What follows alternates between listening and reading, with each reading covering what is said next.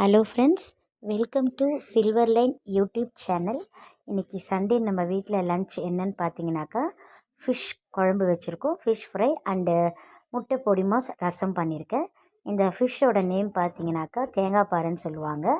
இதை நல்லா கல் உப்பு மஞ்சள் தூள் போட்டு நல்லா ஃபஸ்ட்டு நார்மல் வாட்டரில் வாஷ் பண்ணிவிட்டு அதுக்கப்புறம் இதில் வாஷ் பண்ணியிருக்கேன்.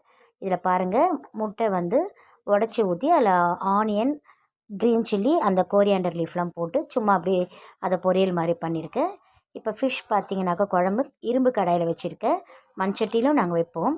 அதுக்கப்புறம் பார்த்திங்கனாக்கா இதில் நிறைய என்ன டாமினேட் பண்ணியிருக்குன்னா மிளகும் பூண்டும் அரைச்சி ஊற்றிருக்கோம். இந்த ஃபிஷ் குழம்புல மேங்கோ போட்டிருக்கேன், சின்ன வெங்காயம், தக்காளி, அவ்வளோதான் இதனுடைய இன்க்ரீடியன்ஸ். பார்த்திங்கன்னா அதே ஃபிஷ்ஷை தான் 4 ஃபிஷ் எடுத்து நாங்கள் ஃப்ரை பண்ணியிருக்கேன். இதில் என்னெல்லாம் போட்டிருக்கீங்கன்னு பார்த்தீங்கன்னாக்கா மிளகாத்தூள், மஞ்சள் தூள், உப்பு, சின்ன வெங்காயம், கொத்தமல்லி, கருவேப்பிலை, பூண்டு போட்டிருக்கோம்.